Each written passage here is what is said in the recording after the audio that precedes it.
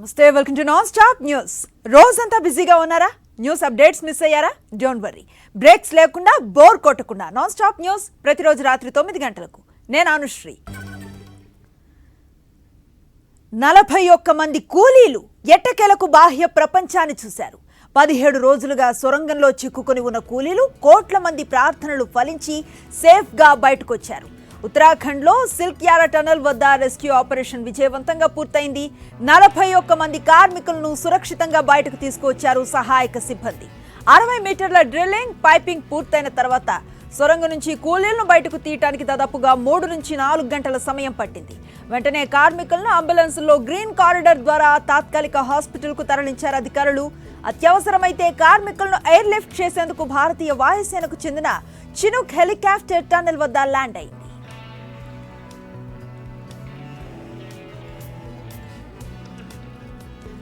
నిర్మాణంలో ఉన్న సొరంగం కూలిపోవడంతో నవంబర్ 12న టన్నెల్లో చిక్కుకుపోయారు 41 మంది కార్మికులు.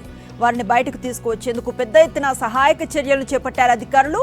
ఎన్డీఆర్ఎఫ్, ఎస్డీఆర్ఎఫ్, బీఆర్ఓ వంటి సునిశ్చితులైన సహాయక బృందాలే కాక అమెరికా నుంచి మైనింగ్ ఆపరేషన్స్ లో అపార అనుభవం ఉన్న సిబ్బందిని రంగంలోకి దింపారు. అయితే ప్రతిసారి ఏదో ఒక అవరోధం ఏర్పడి కార్మికులను బయటకు తీసే చర్యలు ఆలస్యం అవుతూ వచ్చాయి. హారిజంటల్ డ్రిల్లింగ్ చేసే 25 టన్నుల అమెరికన్ ఆగర్ యంత్రంపై కోటి ఆశలు పెట్టుకోగా దాని బ్లేడ్లు సైతం విరిగి నేలలోనే చిక్కుకున్నాయి. దీంతో సోమవారం నుంచి ర్యాట్ హోల్ మైనింగ్ ను ప్రారంభించింది ఉత్తరాఖండ్ ప్రభుత్వం. మాన్యువల్ డ్రిల్లింగ్ లో భాగంగా చేపట్టిన ఈ పద్ధతి రెస్క్యూ చర్యల్లో శీఘ్ర పురోగతిని సాధించింది. రోజున్నరలోనే కార్మికులను చేరుకున్నారు ర్యాట్ హోల్ డిగ్గర్లు. చిన్న యంత్రాలు, చేతి పరికరాలతోనే ఈ ర్యాట్ హోల్ మైనింగ్ ను చేస్తారు. గరిష్టంగా 4 అడుగులుండే చిన్న సొరంగాల్లో బొగ్గును తవ్వి వెలికి తీసే పద్ధతిది. అలా బొరియలు చేస్తూ లోపలికి వెళ్లి శిథిలాలను, బొగ్గును బయటకు తీసుకువస్తారు. ఇప్పుడు ఈ ప్రక్రియే సిల్క్ యారో సొరంగం నుంచి 41 మంది కూలీలను బయటకు తీసుకొచ్చేందుకు ఉపయోగపడింది.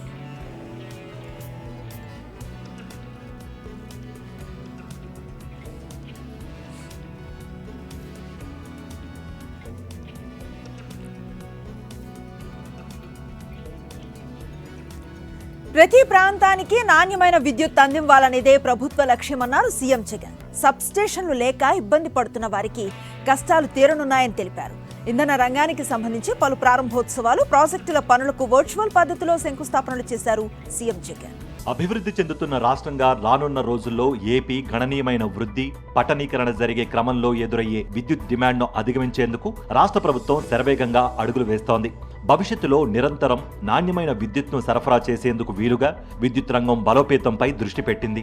ఈ క్రమంలో రాష్ట్ర విద్యుత్ రంగ చరిత్రలో తొలిసారిగా ఒకేసారి 28 సబ్స్టేషన్లకు ఏపీ ట్రాన్స్కో శ్రీకారం చుట్టింది.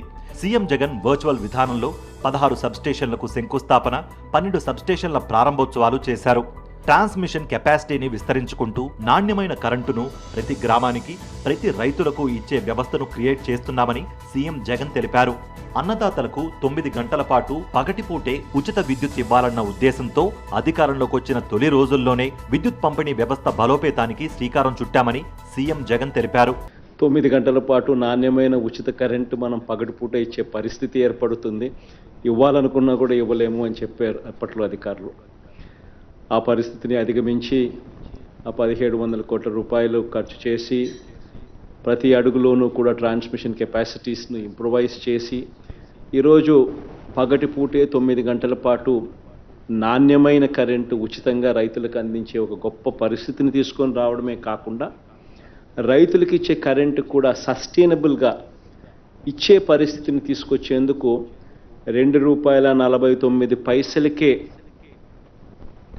ఈ సోలార్ పవర్ అందుబాటులోకి ఆంధ్ర రాష్ట్రంలో అవైలబుల్గా తీసుకొచ్చే ఒక గొప్ప అడుగు కూడా పడింది.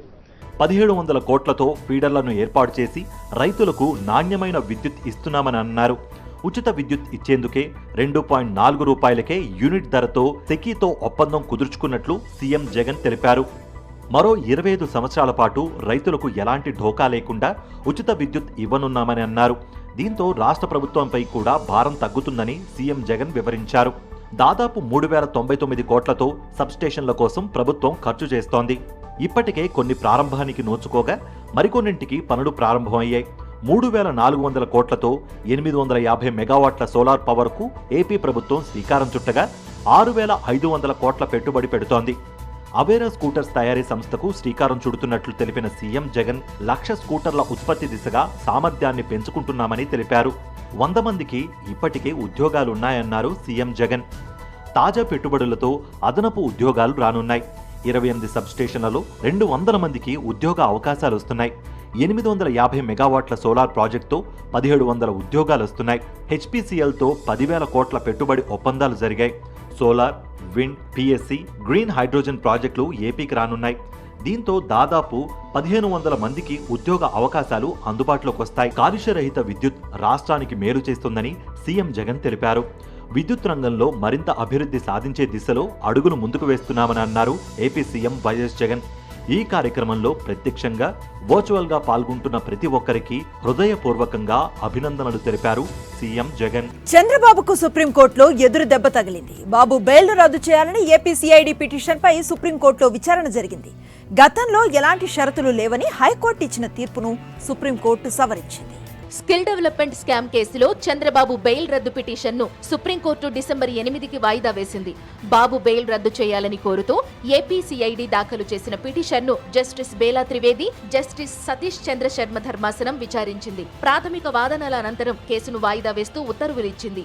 స్కిల్ స్కామ్ లో ఆధారాలతో దొరికిన చంద్రబాబుకు ఇటీవల ఏపీ హైకోర్టు బెయిల్ మంజూరు చేసింది. అయితే హైకోర్టు తీర్పును సవాల్ చేస్తూ ఏపీ సిఐడి సుప్రీంకోర్టును ఆశ్రయించింది. హైకోర్టు తీర్పును రద్దు చేయాలని కోరుతూ స్పెషల్ లీవ్ పిటిషన్ దాఖలు చేసింది. దీనిని విచారించిన సుప్రీంకోర్టు బాబుపై పలు ఆంక్షలు విధించింది. మెడికల్ బెయిల్ ఇచ్చేటప్పుడు 2 కండిషన్స్ పెట్టారు. ఒకటి, కేసును గురించి మాట్లాడకూడదు అనేది ఒక కండిషన్. 2, 28 దాకా రాజకీయ కార్యకలాపాలు చేయకూడదని, సభలు సమావేశాల్లో వారు పాల్గొనకూడదని 2వ కండిషను మెడికల్ బెయిల్ ఇచ్చేటప్పుడు హైకోర్టు వారు పెట్టడం జరిగింది. కానీ రెగ్యులర్ బెయిల్ ఇచ్చేటప్పుడు 2 కండిషన్స్ తీసేయడం జరిగింది హైకోర్టు వారు. ఇప్పుడు మళ్ళా సుప్రీంకోర్టు వారు మొదటి కండిషన్ అట్నే పెట్టి సభలు సమావేశాలు జరుపుకోవచ్చు, కానీ కేసుల గురించి కానీ ఎక్కడ ప్రస్తావించకూడదు, మాట్లాడకూడదు, పబ్లిక్లో ఇచ్చింది. చంద్రబాబు కేసులన్నీ సెక్షన్ 17A ముడిపడి ఉన్నట్లు తెలుస్తోంది. ఈ కేసులో చంద్రబాబు అరెస్టు కాగానే 17A రాగం అందుకున్నారు. తప్పు చేయలేదని చెప్పకుండా అరెస్టు చేయాలంటే గవర్నర్ అనుమతి తీసుకోవాలంటూ మెలికపెట్టారు. నేరం జరిగింది, దర్యాప్తు మొదలైంది 17A కంటే ముందే అని చెప్పినా వినిపించుకోకుండా హైకోర్టులోనూ సుప్రీంకోర్టులోనూ చంద్రబాబు లాయర్లు ఇవే వాదనలు వినిపించారు. గత నెలలో సుప్రీంకోర్టులోనూ సెక్షన్ 17A పై సుదీర్ఘ వాదనలు జరిగాయి. సిఐడి తరపున ముకుల్ రోహత్కి, చంద్రబాబు తరపున హరీష్ సాల్వే, సిద్ధార్థ లూథ్రా వాదనలు వినిపించారు. వేర్వేరు కేసుల్లో సెక్షన్ 17A కు సంబంధించి సుప్రీంకోర్టు ఇచ్చిన ఉత్తర్వులను ఉదహరించాయి ఇరుపక్షాలు. మొత్తం మీద ఈ కేసులో కీలకమైన సెక్షన్ 17A, దాని చుట్టూ ఇరుపక్షాలు చేస్తున్న వాదనలను రాజ్యాంగ ధర్మాసనానికి నివేదించే అవకాశం ఉందంటున్నారు రాజ్యాంగ నిపుణులు. విజయనగరం జిల్లా నెల్లిమర్ల నియోజకవర్గం ఎమ్మెల్యే బొడ్డుకొండ అప్పలనాయుడు ఆధ్వర్యంలో వైఎస్ఆర్సీపీ సామాజిక సాధికార యాత్ర జరిగింది. ఈ యాత్రకు వేల సంఖ్యలో తరలివచ్చారు ప్రజలు. భారీ బహిరంగ ప్రాంగణమంతా జన సందోహంతో నిండిపోయింది. సీఎం జగన్, వైఎస్ జగన్తోనే సామాజిక సాధికారత సాధ్యమైందన్నారు వైఎస్ఆర్సీపీ నేతలు. బడుగు బలహీన వర్గాలను గుండెల్లో పెట్టుకున్న మహానాయకుడు సీఎం జగన్ అని కొనియాడారు. సీఎం జగన్ పాలనలోనే పేదలందరికీ సంక్షేమం, అభివృద్ధి అందిందని వివరించారు వైఎస్ఆర్సీపీ నేతలు. వేదిక మీద ఉన్నటువంటి పెద్దలందరినీ మీరు ఒకసారి గమనిస్తే అన్ని సామాజిక వర్గాల వాళ్ళు కూడా ఈ వేదిక మీద ఉంటారు. అందరు బీసీలకి, అందరు ఎస్సీలకి, అందరు ఎస్టీలకి, మైనారిటీలకి, ఈబీసీలకి పెద్దపీట వేసి పెద్ద ఎత్తున పదవులు ఇచ్చి, పెద్ద ఎత్తున అవకాశాలు ఇచ్చి, రాజ్యాధికారంలో స్థానం ఇచ్చి ఈ రోజు వేదిక మీద కూర్చోగలిగేటటువంటి అవకాశం ఇచ్చినందుకు గౌరవ ముఖ్యమంత్రి శ్రీ వైఎస్ జగన్మోహన్ రెడ్డి గారికి ఒక్కసారి మీ కరతాళ ధ్వనుల మధ్య ధన్యవాదాలు తెలియజేస్తాం. మనం ఏపీలో వైఎస్ఆర్సీపీ చేపట్టిన సామాజిక సాధికార బస్సు యాత్ర దిగ్విజయంగా సాగుతోంది. ఎక్కడ సభను నిర్వహించినా పెద్ద ఎత్తున ప్రజలు, వైఎస్ఆర్సీపీ కార్యకర్తలు, అభిమానులు తరలివస్తున్నారు. ఏలూరు జిల్లా కైకలూరులో సామాజిక సాధికార యాత్ర ఘనంగా సాగింది. సభలో ప్రసంగించిన వైఎస్ఆర్సీపీ నేతలు, ప్రజాప్రతినిధులు జగన్ ప్రభుత్వం అమలు చేస్తూ ఉన్న సంక్షేమ పథకాలను వివరించారు. చంద్రబాబు పాలనలోని వైఫల్యాలను ఎండగట్టారు. చెప్పినవే కాకుండా చెప్పని హామీలను కూడా జగన్ నెరవేరుస్తున్నారని తెలిపారు. టీడీపీలో జరగని సామాజిక న్యాయాన్ని జగన్ అమలు చేస్తున్నారన్నారు. మన బీసీల కోసం 2 రాష్ట్రాల్లో అహర్నిశం పోరాటం చేస్తున్న మన ఆర్ కృష్ణయ్యను కూడా రాజ్యసభకు పంపించింది మన జగనన్నే అని చెప్పి సందర్భంగా తెలియజేస్తున్నాను. చంద్రబాబు నాయుడు 3 సార్లు ముఖ్యమంత్రి చేసి ఒక్క బీసీల్లో కులాల్ని రాజ్యసభకు పంపించాడా అని అడుగుతున్నాను. పంపించాడా? లేదు. మా కేబినెట్ లో మరి సామాజిక న్యాయం 70% మంత్రులకి ఎస్సీ ఎస్టీ బీసీ మైనార్టీకి ఇచ్చిన ఘనత ఎవరిది? మన జగనన్నది. రాష్ట్రంలో అందరికీ నాణ్యమైన వైద్యం అందించడంలో సీఎం జగన్ ప్రభుత్వం ముందుంటుందని ఆర్థిక శాఖ మంత్రి బుగ్గన రాజేంద్రనాథ్ రెడ్డి అన్నారు. కర్నూలు ప్రభుత్వ ఆసుపత్రిలో cardiology block, cath lab, blood bank, diagnostic block ను మంత్రి ప్రారంభించారు. దేశంలో ఎక్కడా లేని విధంగా ఆరోగ్యశ్రీ ద్వారా 3,000కు పైగా ఉచిత వైద్య సేవలు అందిస్తున్నామని చెప్పారు. ఇది చూసి ఓర్వలేక ప్రతిపక్ష పార్టీలు రాజకీయాలు చేస్తున్నాయని మండిపడ్డారు. రానున్న రోజుల్లో ఇంటి వద్దకే వైద్య సేవలు అందించే దిశగా తమ ప్రభుత్వం పనిచేస్తుందన్నారు.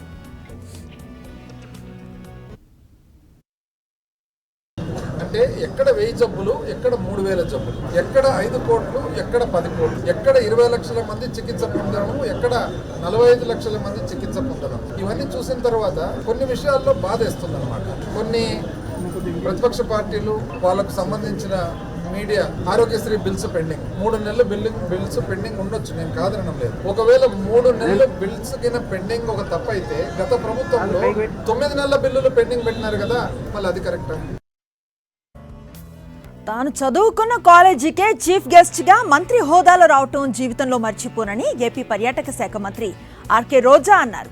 తిరుపతిలో శ్రీ పద్మావతి మహిళా డిగ్రీ కళాశాలలో జరిగిన ఓ కార్యక్రమానికి రోజా ముఖ్య అతిథిగా హాజరయ్యారు. అమ్మాయిలు టీచర్ల మాటలు విని లక్ష్యం వైపు అడుగులు వేయాలని పిలుపునిచ్చారు. ఎవరు ఎన్ని అడ్డంకులు సృష్టించినా, ఆరోపణలు చేసినా మనస్సాక్షికి, దేవుడికి మాత్రమే సమాధానం చెప్పాలన్నారు. సక్సెస్ కు షార్ట్ కట్స్ ఉండవని, సక్సెస్ సాధిస్తేనే మహిళలకు గౌరవం పెరుగుతుందన్నారు. విజయం సాధించే వరకు నిద్రపోకూడదని హితవు పలికారు. ఈ ప్రాంగణంలో అడుగుపెట్టినప్పటి నుంచి 91 నేను లాస్ట్ ఇక్కడ చదువుకున్నది. సో ఇక్కడ తిరిగిన ఆ సంఘటనలు, మేము చేసిన అల్లరి, అలాగే మేము చేసిన ఆడపిల్లలందరం చిలిపి పనులు, అవన్నీ గుర్తు చేసుకుంటూ ఉంటే నిజంగా మేమేనా అనిపిస్తుంది.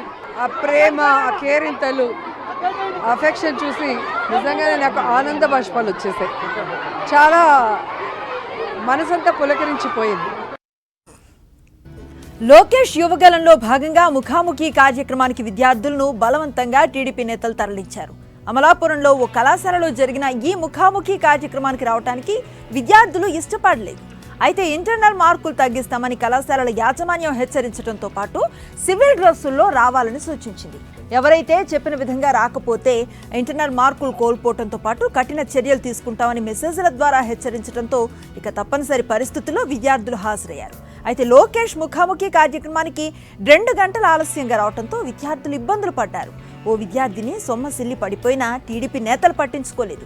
యాజమాన్యం సైతం నిర్లక్ష్యంగా వ్యవహరించడంతో తోటి విద్యార్థులే బాధితురాల్ని 2 వీలర్పై ఆసుపత్రికి తరలించారు. కోనసీమ జిల్లాలో లోకేష్ పాదయాత్రకు స్పందన కరువైంది. పాదయాత్రకు జనం రాకపోవడంతో కిరాయి కూలీలను టీడీపీ నాయకులు తీసుకొస్తున్నారు.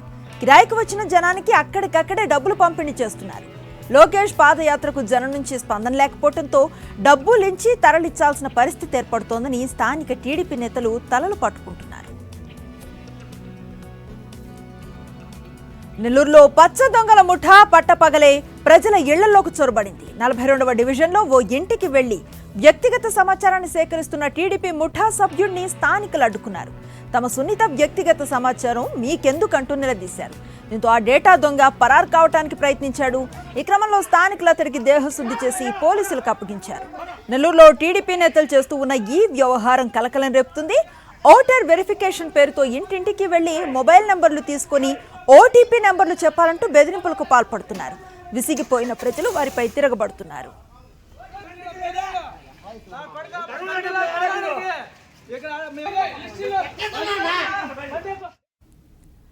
టీడీపీ మాజీ ఎమ్మెల్యే చింతమనేని ప్రభాకర్ కు వ్యతిరేకంగా ఆందోళనలు కొనసాగుతున్నాయి.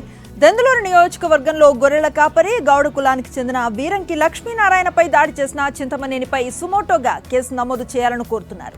గౌడ సంఘాల ఆధ్వర్యంలో ఏలూరులో నిరసన ర్యాలీ చేపట్టి కలెక్టరేట్ ఎదుట ధర్నా నిర్వహించారు. కుల అహంకారంతో ఉన్న చింతమనేనికి బీసీ ఓటుతోనే బుద్ధి చెబుతారని వారు స్పష్టం చేశారు.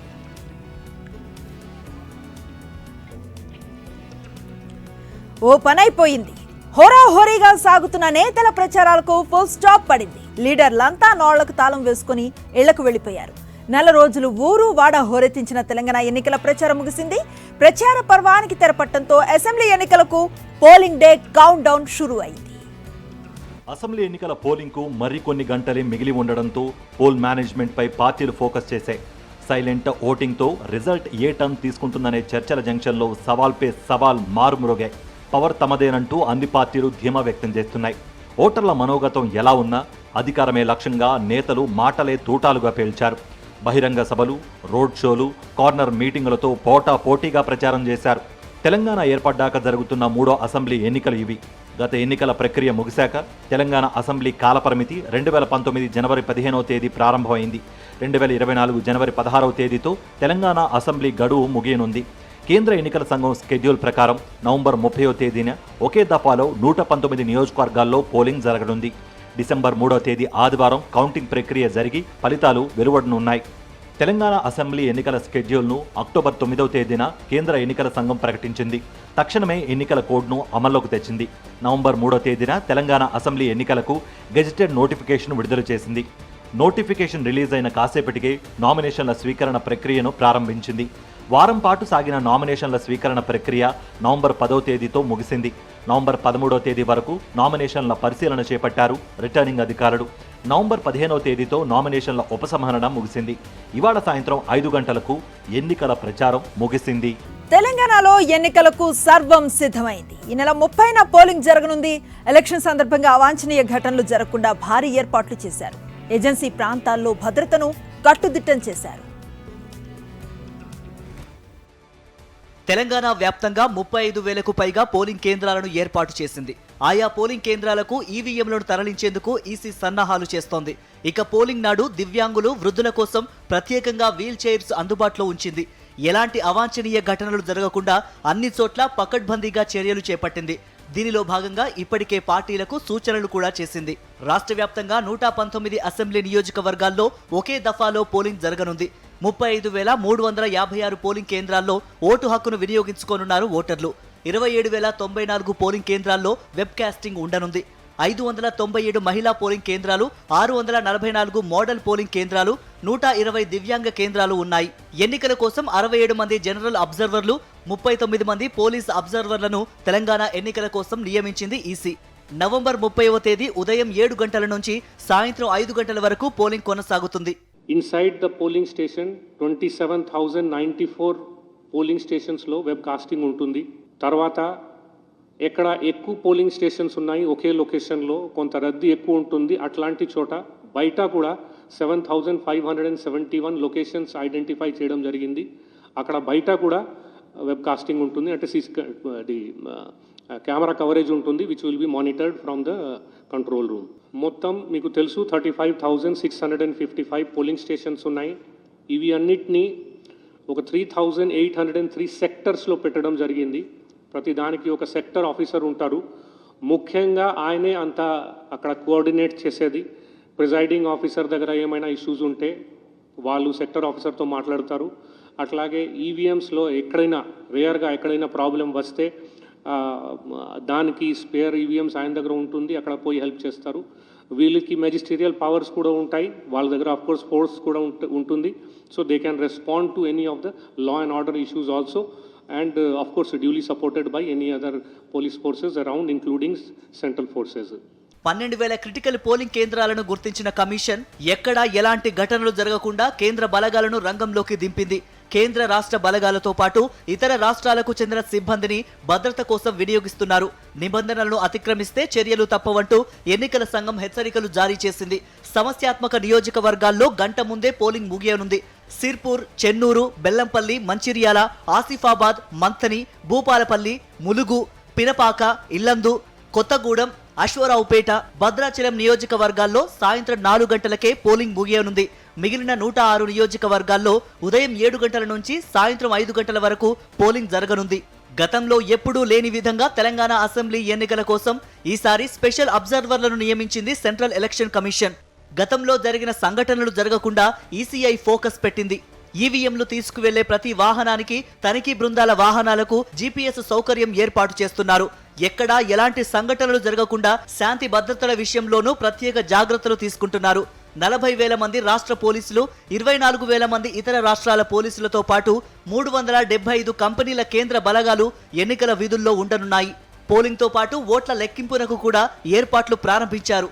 రాష్ట్ర వ్యాప్తంగా 49 లెక్కింపు కేంద్రాలు ఏర్పాటు చేశారు.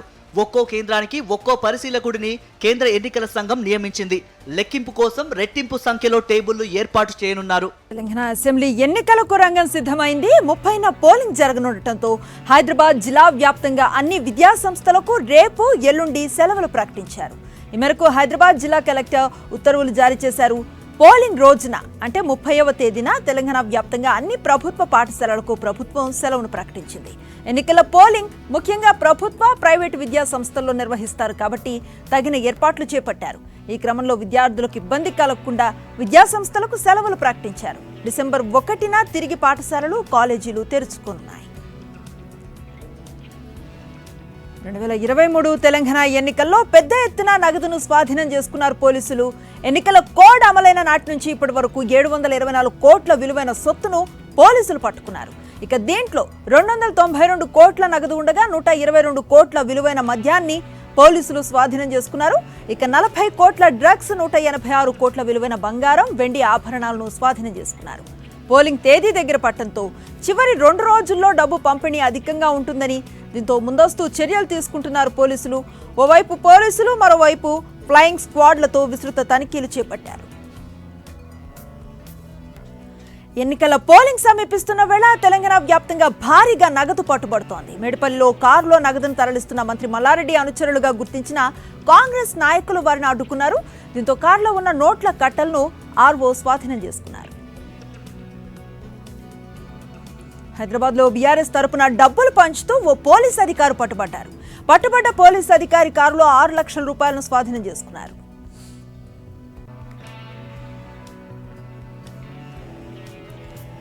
ఐదు రాష్ట్రాల ఎన్నికలు ముగియగానే విదేశీ పర్యటనకు వెళ్లనున్నారు కాంగ్రెస్ నేత రాహుల్ గాంధీ. డిసెంబర్ 9 నుంచి 4 ఆసియా దేశాల్లో పర్యటించనున్నారు. ఇండోనేషియా, సింగపూర్, మలేషియా, వియత్నాంలో పర్యటించనున్న రాహుల్ గాంధీ సింగపూర్, మలేషియాలో ప్రవాస భారతీయులతో సమావేశమవుతారు. ఇండోనేషియాలో దౌత్యవేత్తలతో భేటీ కానున్నారు. అలాగే వియత్నాం కమ్యూనిస్టు పార్టీ నేతలతో చర్చలు జరిపే అవకాశం ఉందని కాంగ్రెస్ వర్గాలు వెల్లడించాయి. డిసెంబర్ 3న 5 రాష్ట్రాల ఫలితాలు వెల్లడి కానుండటంతో డిసెంబర్ 4 నుంచి పార్లమెంట్ శీతాకాల సమావేశాలు ప్రారంభమవుతున్నాయి. గతంలోనూ భారత్లో కీలక పరిణామాలు జరుగుతున్న వేళ ఫారెన్ ట్రిప్స్ కు వెళ్లారు రాహుల్ గాంధీ. ఐఫోన్ తయారీ సంస్థ హన్హాయ్ ప్రెసిషన్ ఇండస్ట్రీస్ భారత్లో మరింత విస్తరించనుంది.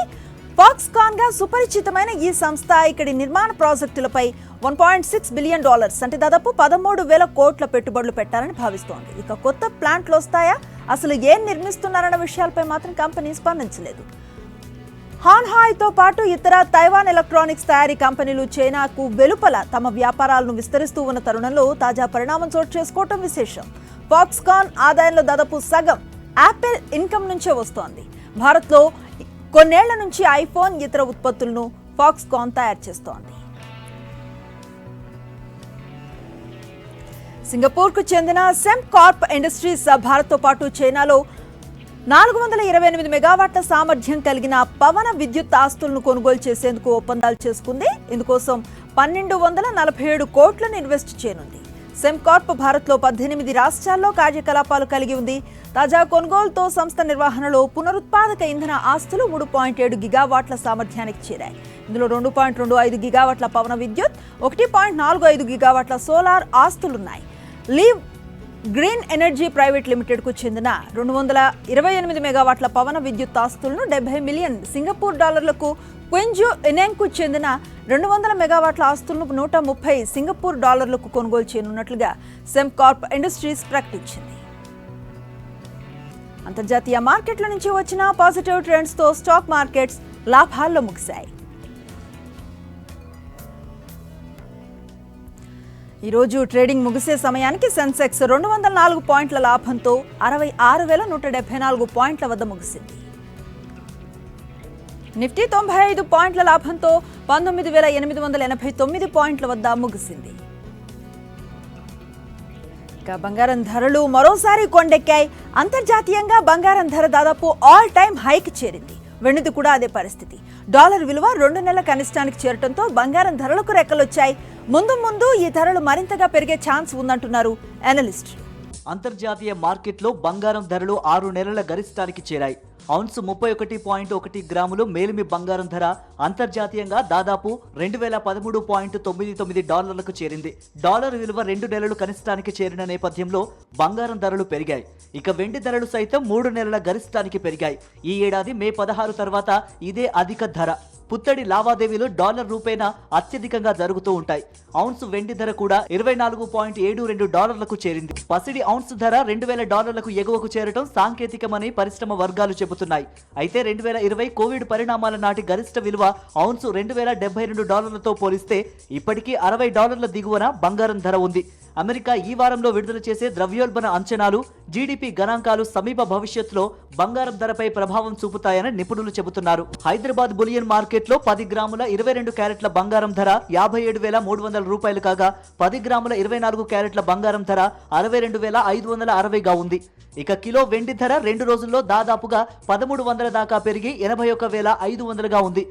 మున్ముందు ఈ ధర మరింత పెరిగే అవకాశం ఉంది. ఇవి non stop 9 PM news details.